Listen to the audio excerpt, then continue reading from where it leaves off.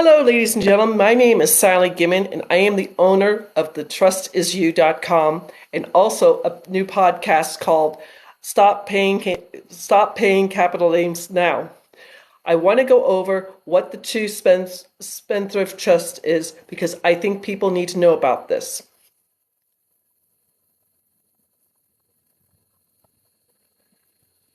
Okay, I think I'm going live now. Hello, ladies and gentlemen. My name is Sally Gimmon, and I am the owner of the TrustIsYou.com, and I also have a new podcast called Stop Paying Capital Gains Now. It's on all the major outlets. If you like it and listen to it, please let me know because I'm trying to grow that podcast as fast as possible. The reason I do these lives is because I think every investor and 1099 employee out there needs to know what the rich know. This trust has been around since King Henry VIII in England was chopping off his wife's heads. He started the Church of England. It has come from England into the United States. I work on the behalf of a law firm. I write for the law firm. It's legal, it's patented, and it is in the US Tax Code. They have one of the trusts is turning 355 years old in 2023. So this is contract law. This is not statutory law that your LLCs, S Corps, and C Corps are under. So again, this is a very specialized trust. 97% of the trusts in the United States only avoid going through probate or going to court for probate. This is not your mom and dad's trust. I'm dealing with my dad's trust right now. When I do his 2022 taxes, it's going to be over with. I have to divide up all the money between my two brothers and I. So the complete title for both the business trust and the beneficial trust, the complete title is Irrevocable, Complex, Discretionary, Non-Grantor Spendthrift Trust. Irrevocable. It goes from generation to generation. You buy it once and it goes from generation to generation. In my real estate group, Garrett Gunderson is an instructor. He wrote a book called What the Rockefellers Do. The new title of the book is now What Billionaires Do, but it's still a good book to read. In the book, it talks about the Rockefellers Trust. It's the same trust the Rockefellers have. Their trust is 7 generations old and almost 400 people in the trust under one EIN number. Each person is in their own silo and not bothering the other person. So again, irrevocable, generation to generation. Complex, this trust can hold money day to day, week to week, month to month, year to year, decade to decade. You do not have to close down the trust at all. My dad's trust, when I do the 2022 taxes, all the money in the trust has to be divided equally between my two brothers and I. I get one more share of the stock because I'm the executor. So irrevocable, complex, discretionary. I am the beneficiary to this trust for my entire family. I have not made any rules for it. But I do have a couple. They have 5 apartment buildings in California. Their daughter lives in one of the apartments rent-free, but she's on drugs and alcohol. So they're requiring her to do 4 random drug tests a month. She took them to court saying, this is not fair. I should not have to do drug tests. So as soon as the judge saw that's an irrevocable, complex, discretionary, non-grantor spendthrift trust, the judge said, honey, you got 2 choices. You can either do the 4 random drug tests and live rent-free or move out and start paying rent someplace. She was not happy, but she's still in the apartment. Irrevocable, complex, discretionary, non-grantor. This is what gets people hung up the most with, and it's one of the easiest things to do. The non-grantor is somebody who's never going to be a beneficiary, and someone you're never going to do business with is going to sign up for the trust. You will need their social security number, and they will have to sign up for the trust and then sign away for the trust. I personally used a family friend, Roy. He knew me since before I was born. I started both the business trust and the beneficial trust at the same time. Took him to lunch and asked him to sign the paperwork. He had to sign his name 17 times. Unfortunately, Roy at the time was 87 and he had arthritis of his hand. I did not make a good choice. We joke about this. He's passed away since then, but we joke about that, saying I should have chosen a younger person to do this.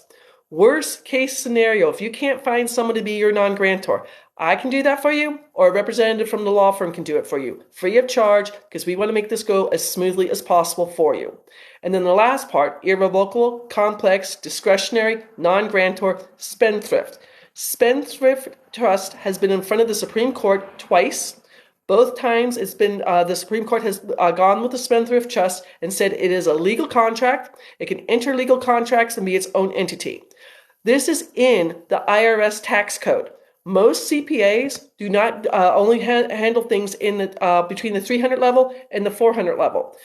If you are interested and want to look this up, it is in the tax code 643B like Bravo or 643B like boy.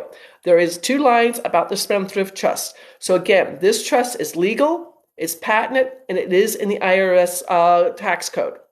Now, the business trust is for anyone who's making 1099 income. I don't care if you are an MLM marketer, if you have a brick and mortar store, if you have a car wash. I run 3 online businesses through my business trust. Anybody, a real estate agent, anybody who's an affiliate marketer, people making 1099 income would go through the business trust, and you can save up to 70% on your federal taxes with the trust. Lots of savings, that's what you want. Now, both these trusts are legal. The 3 ways it's going to save you money. Number 1, save you on federal taxes. Everybody wants to save on federal taxes. Number 2, it's going to keep your information 100% private. And then number 3, probably the biggest one, is it's going to keep you from being sued. Maybe you are sued, but you have no money, you own nothing, control everything, and the case will get thrown out. I've had 2 clients who have been tried to be sued over, not silly things, but were tried to be sued. As soon as the judge has seen it, he's thrown everything out. So again, save on federal taxes, keep your information 100% private, and not have to worry about being sued. I don't care if you have the business trust or if you have the beneficial trust. The business trust is for 1099 income only. If you have a W-2 job, congratulations. I'm not making fun of y'all for that, but this trust will not help you with W-2 information. If you have a pension, this trust will not help you with your pension. It has to stay outside of the trust. I self-direct my Roth IRA and I self-direct my traditional IRA. They are outside of this trust because there's different taxes and rules for those. When I become 59 and a half, if I want to close out my traditional IRA, I'll pay the taxes and then move the money into the trust if I want to. We got to see what's going to happen when I turn 59 and a half. I'm not there just yet. So we just talked about the the business trust for anybody who's making 1099 income. Now, the beneficial trust. This is the trust I like the most because I am a real estate investor. So I want to go over this in detail. The beneficial trust saves 5 ways. Number 1, it's going to defer all capital gains. Short-term capital gains for fix and flippers and wholesalers and wholetalers, anyone doing a 1031 exchange, you're going to have to pay taxes sooner or later on that 1031 exchange, and you've got that crazy timeline. If you have the Spendthrift Trust, you never have to worry about that. That's short-term capital gains. Currently, short-term capital gains are 23.8%. There is past legislation. In November 2001, when they had those 2 huge tax bills, there is a line in there for people making more than $400,000. They're going to pay 40% on capital gains. That's a heck of a lot of money. You make $10,000 and you're paying $4,000 to the federal government? That's not fair. So that's short-term capital gains. Long-term capital gains are either 0%, that's for nonprofits, 15%, or 20%.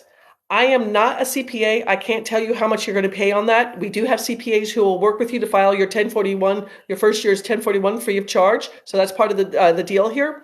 But when you are selling a building, I just had a gentleman who was selling a house. We saved him $16,900 in capital gains. If you're selling a business, I just had somebody sell a restaurant, a 42-year-old restaurant. They're retiring. It was in Kentucky. They're retiring to Florida. Because they have the trust, they're saving $450,000. Again, $450,000. That's a lot of money. So long-term capital gains. I do want to read this statement to you, and I have to apologize. I'm reading it from a slide. This is from the IRS Tax Code, or Tax Tip 2003-29. This is the IRS talking about capital gains. Almost everything you own and use for personal purpose, pleasure, or investment is a capital asset. Talk about a broad statement. So again, this is, I'm trying to explain to you how you can save money on your capital gains with the Beneficial Spendthrift Trust. Now, anything in real estate, I don't care if you're in short-term or long-term or anything like that, or 1031s or a REIT, it's going to happen that way. Now, the next 3 taxes, interest income, dividend income, and rent rolls. Now, this is going to be based on your personal tax bracket. It's anywhere, there's 7 different levels from 10% to 37%. Interest income, all you FOREX investors out there, I feel sorry for you. FOREX investors, you get taxed 2 ways: interest income and capital gains. That's not fair. That's why you need a spendthrift trust. I invest in notes. I am the mortgage, and people pay me their monthly mortgage to me. That's interest income. One of my clients did the BRRRR strategy: buy, rehab, refinance, redo, or something. The BRRRR strategy. He was paying over $153,000 a year in interest income. His CPA did not know how to do it correctly. So again, if you're interest income, look at your 2022 taxes that you're doing now to find out how much you're paying in interest income. Dividend income. Any of y'all who are doing the stock market, doing options trading, doing day trading, anyone making a profit with dividends, you're going to be paying between 10% to 37%. Again, there's 7 different layers between those two. You're going to have to figure that out for yourself. But again, the Beneficial Spendthrift Trust will defer those taxes. Rent rolls. I don't care if you're short-term rental, Airbnb, Verbo, renting out to traveling nurses, or you have 6 doors, 8 doors, 20 doors, 100 doors. Your rent rolls are between 10% to 37%, again, on your tax bracket. I put out some information recently about somebody I talked to. He wasn't sure what his interest rate was, what his personal tax bracket was. He came back 2 hours later and told me he was at 27%. We're going to save him over $22,000 a year with the trust, year after year after year after year. His plan, kind of an interesting guy. He's only 26 years old. I wish I had 7 rentals.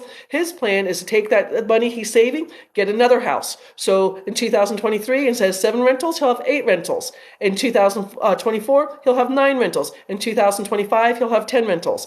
Congratulations. I hope he keeps to his plan and does well with that. Now, the last way. So there's capital gains, short-term and long-term capital gains, interest income, dividend income, and rent rolls. The 5th way the Spendthrift Trust helps you save money is on royalties. Listen up, all you NFT people. I don't care if you're doing NFT artwork, if you're doing NFT crypto, or if you're doing NFT real estate. Those are royalties. If you're an author, if you're a songwriter, anything personal, which is considered a royalty, you get a little bit less taxes. You're only between 10% and 35%. Everything else was at 37%. This is at 35%. Again, 7 different layers in there that you're paying for federal taxes. Here's a key note for you. If you get everything into the trust, you don't have anything in your state. I'm in North Carolina. The trust owns my car. Yes, I got a North Carolina registration on it, but the trust owns my car. So I'm not paying North Carolina state taxes. So if you live in a state with high taxes and you only have to file federal, you don't have to file state anymore. So you people in New York, Illinois, and California, I've got more clients in those 3 states than any other state going, so it's going to help you on this. Now, this is not a necessity. This is in the tax code. The Rockefellers and US Presidents have this trust. If they have it, you should know about it. I found out about it. That there's a true story out there. I bought a bank-owned reverse mortgage back in July of 2020. I bought it for $20,000. I was told when COVID restrictions got lifted, it was going to sell for $50,000. I had time to research this. I went down the rabbit hole for you. I found this private law firm that has trust attorneys that sell this trust. I'll be honest, one trust is $20,500. Both trusts, the business trust and the beneficial trust together, would be $37,000. If you buy one trust now, maybe wait 10 months or maybe wait 3 years to get the other trust, I will honor that price for you.